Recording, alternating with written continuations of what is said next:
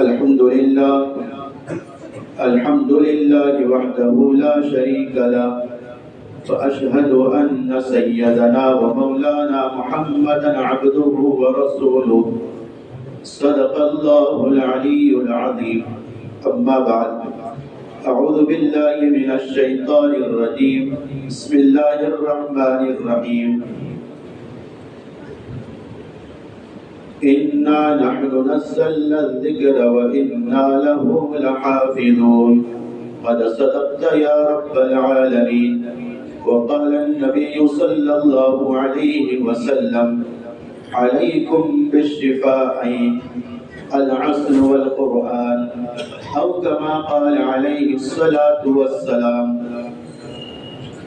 میرے محترم سامعین بارگاہ،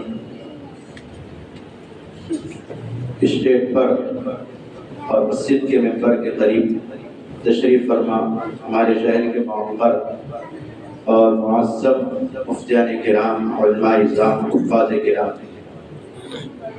پہلے آپ سے میں یہ بات عرض کر دوں، میرا کوئی ارادہ نہیں تھا بات کرنے کا، صرف ایک نسبت پر آیا ختم قرآن کی وجہ سے. اور یہاں پر میرے اساتذہ بھی ہیں، براہ راست بھی ہیں. مفتی منیر صاحب سے میں نے عربی اول پڑھا ہوا، مفتی شریف الدین صاحب بھی میرے استاد ہیں، امتحان بھی کے مرتبہ ان کو دیا ہو بچپن میں. میرا دل ہی نہیں چاہ بات کرنا، لیکن ان کا حکم ہے تو اس لیے چند باتیں کہتا ہوں. واقعی اللہ کے گھر میں کہہ رہا ہوں. میں نے آپ کے سامنے ایک حدیث پڑھی ہے. ہمارے نبی صلی اللہ علیہ وسلم فرما رہے ہیں: علیکم بالشفاءین، تم پر لازم ہے دو شفا والی چیزوں کو استعمال کرنا. علیکم کا اگر ترجمہ کیا جائے عربی اعتبار سے تو وہ ایسا ہوتا ہے لازم علیکم، یعنی تم پر کمپلسری ہے. یعنی اگر تم اس کو استعمال نہ کرو تو تم روحانی بیمار ضرور رہو گے. اگر وہ استعمال نہیں ہوا، اس کو اگر بطور علاج اور بطور دوا استعمال نہ کیا گیا تو روحانی ہم بیمار ضرور رہیں گے. اور ہمارے نبی صلی اللہ علیہ وسلم جہاں پر روحانی طبیب ہیں، جسمانی بھی آپ حکیم ہیں. ہمارے نبی نے دونوں، بدنی دوا اور روحانی علاج، دونوں کو بتایا. جسے آپ نے فرمایا صلی اللہ علیہ وسلم: جو اجوا کھجور 3 دن کھائے گا لگاتار، 7 عدد کی مقدار، اللہ تعالیٰ پورا مہینہ جادو سے حفاظت فرمائے گا. ہمارے نبی نے فرمایا شہد، اس حدیث میں شہد جو 3 دن چاٹ لے گا نہار پہ، اللہ تعالیٰ پورا مہینہ بیماریوں سے حفاظت فرمائے گا. یہ جسمانی علاج ہے.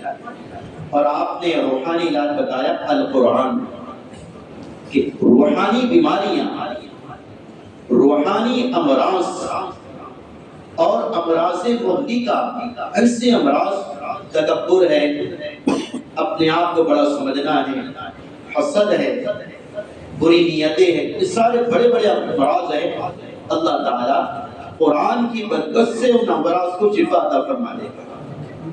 اس لیے حضرت مولانا الیاس صاحب رحمۃ اللہ علیہ کا ملفوظ ہے کہ جو آدمی تہجد میں قرآن کو دیکھ کر پڑھے استعداد کے ساتھ، صحت کے ساتھ، تو اللہ تعالیٰ اس کے دل کو ضرور تبدیل کر دے گی، روحانی بیماریاں دور کر دے گی. میرا عزیز، ہمارا ایک المیہ یہ ہے، بیمار کچھ اور ہے، علاج کسی اور جگہ کرایا جاتا ہے.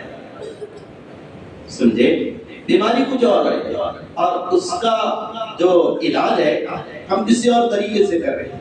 ایک آدمی کو پیٹ میں درد ہے، سر کی دوا لے تو شفا نہیں ہوگی نا. ایک آدمی کا ہارٹ خراب ہے اور وہ دیگر گردے کی دوا لے رہا ہے، اس کا کہاں سے ہارٹ ٹھیک ہوگا؟ تو اصل مسئلہ یہ ہے ہم نے پوری توجہ مرکوز کر رکھی ظاہر کے بنانے پر. میرا ظاہر بن جائے، میرا ظاہر عمدہ ہو جائے، خوبصورت ہو جائے. بلکہ نبی علیہ السلام نے فرمایا ٹھیک ہے ظاہر بھی عمدہ ہو لیکن اس سے اچھی جو ضرورت کی چیز ہے باقی پہلے ادلا ہو. کہتا شاہد منہ دیکھ لیا آئینے میں پر داغ نہ دیکھا سینے میں, جی ایسا لگایا جینے میں مرنے کو مسلمان بھول گیا. تکبیر تو اب بھی ہوتی ہے مسجد کے مناروں میں اے انور, تکبیر تو اب بھی ہوتی ہے مسجد کی مناروں میں اے انور. جس ضرب سے دل ہل جاتے تھے وہ ضرب لگانا بھول گئے.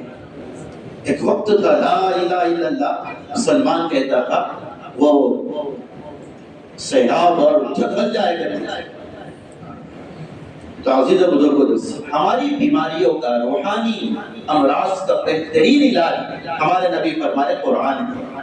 اس کو پڑھو, اس کو سیکھو, اس کے تعلیم کو عام کرو, اس کے احکامات کو عام کرو.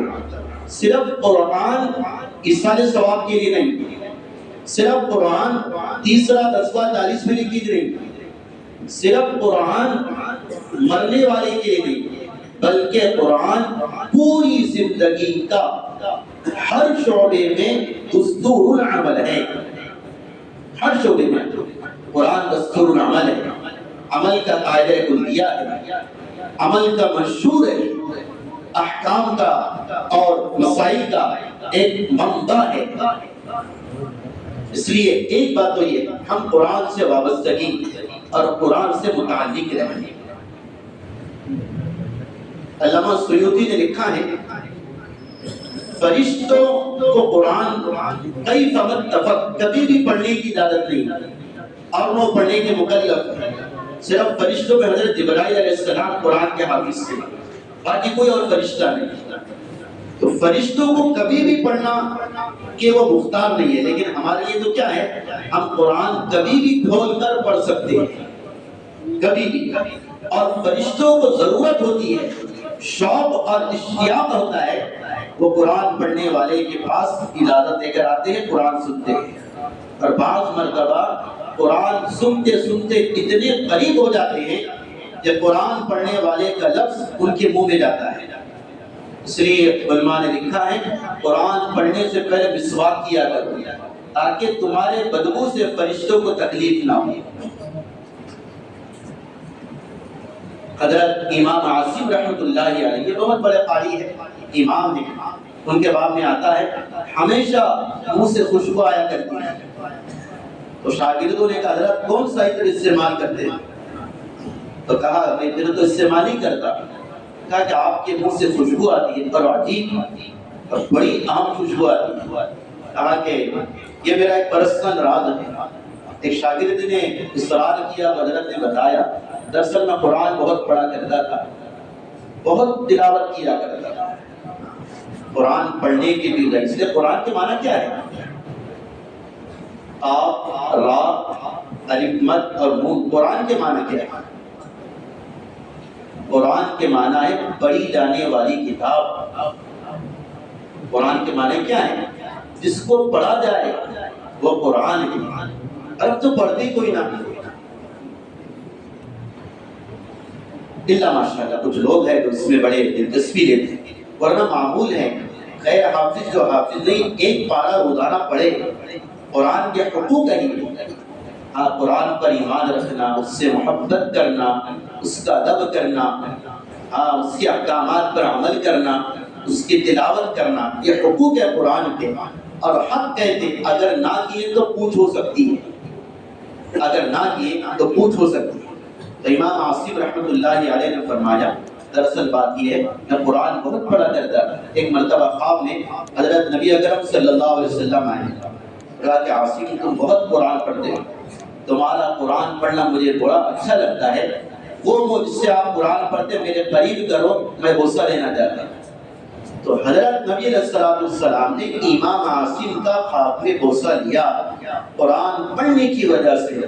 وہ کہتے جب سے آقا نے بوسہ لیا منہ سے خوشبو ہمیشہ آتی رہتی ہے صلی اللہ علیہ وسلم.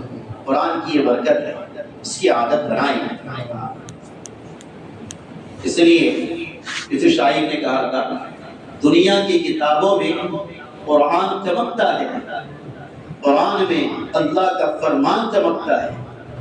عادت بنا لے جو قرأت قرآن کی، عادت بنا لے جو قرأت قرآن کی، اللہ کی نگاہ میں وہ مسلمان چمکتا ہے۔ تو قرآن کی عادت بناؤ۔ معمول جیسے کھانا پینا سونا، یہ جیسے ہمارے بدن کی غذا ہے، واللہ روح کی غذا قرآن کی تلاوت ہے۔ چین نہیں آئے گا، بغلوں میں چین نہیں ملے گا، اے سی میں چین نہیں ملے گا، مال میں چین نہیں ملے گا، ہاں خوبصورتی میں چین نہیں ملے گا، نہ جمال میں نہ مال میں، چین ملے گا اللہ کی کتاب کی تلاوت میں۔ الا بذکر اللہ تطمئن القلوب، بذکر اللہ کی تفسیر ہے قرآن کی تلاوت، اس سے دل میں اطمینان ہوگا۔ جیسے ایک آدمی کو پیاس لگی ہے، آپ دنیا کا کوئی بھی مشروب پلا دو، گنے کا رس پلا دو یا اور کوئی مشروب پلا دو، یہ بات تو طے ہے پیاس کا کام کوئی اور ڈرنک نہیں کرتا ہے، کوئی اور چیز نہیں کرتی پیاس کا بدل۔ پیاس کس سے بجھے گی؟ پانی کے پینے سے۔ پانی گویا کہ پیاس کے لیے فطری چیز ہے، یونیورسل ہے، اس کے بغیر گویا کہ پیاس سے بجھے گی۔ اسی طرح قرآن اور دیگر معلومات، دیگر عہدے ان کی نسبت ہے، کتنا بھی بڑا عہدہ ہو، معلومات ہو، دل کی پیاس نہیں بجھے گی جب تک کہ قرآن کو دل میں نہ اتارا جائے۔ اس لیے اس کی عادت بنائیں۔ اور یہ ختم قرآن کی جو مجالس ہے بڑی اہم مجلس ہے۔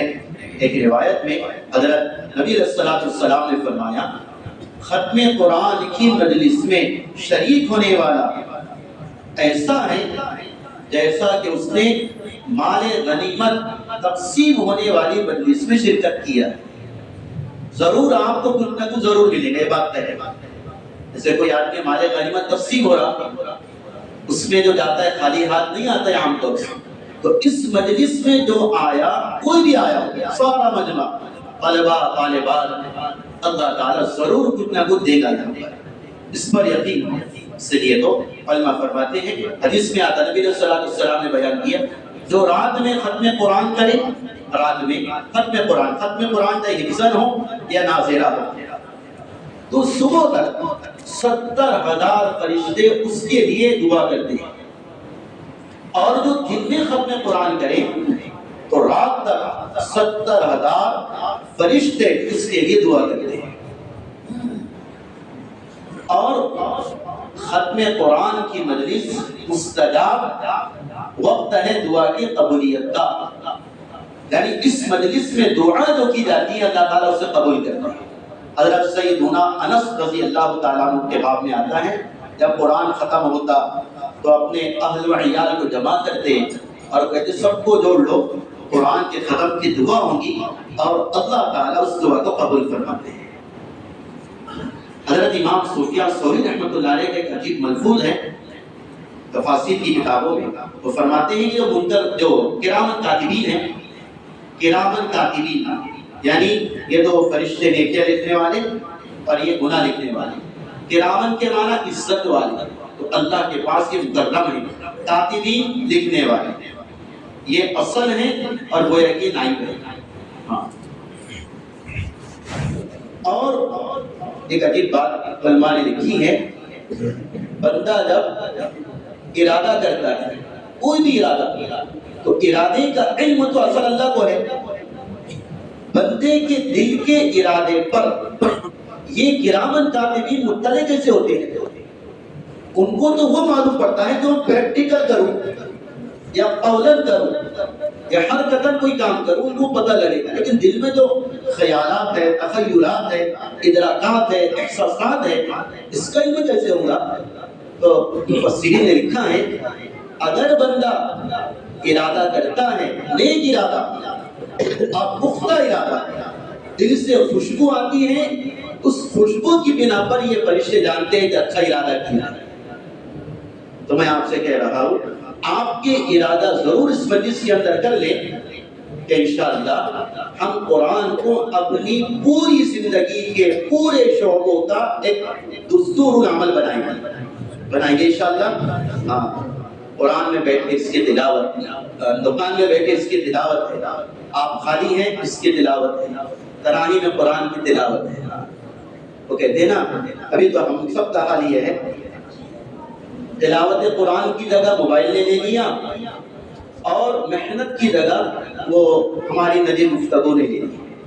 تو میں ایک بات کہہ رہا تھا حضرت سفیان ثوری فرماتے ہیں کہ جب کوئی قرآن ختم کرتا ہے لڑکا ہو لڑکی ہو تو یہ کرامن کاتبین میں سے داہنی طرف کا فرشتہ ہے نا یہ فرشتہ اس قرآن ختم کرنے والے بچے یا بچی کے پیشانی کا بوسہ لیتا ہے. اتنا اس کو بھاتا ہے قرآن کا ختم. یہ جو فرشتہ ہے رائٹ سائڈ کا اس لیے حضرت نبی علیہ السلام نے جو فرمایا کہ بھائی تم پر دو شفا کو استعمال کرنا لازم ہے. ایک بدنی شفا ہے جو آپ نے بتایا اور ایک روحانی شفا کا سبب ہے یعنی قرآن اللہ کا ذکر ہے. آپ اس کو پڑھے سیکھیں. جیسے بچوں کا مکتب ہے تو کوئی بڑی نہیں کہ بڑوں کا مکتب بھی ہو اور وہ بھی قرآن سیکھے.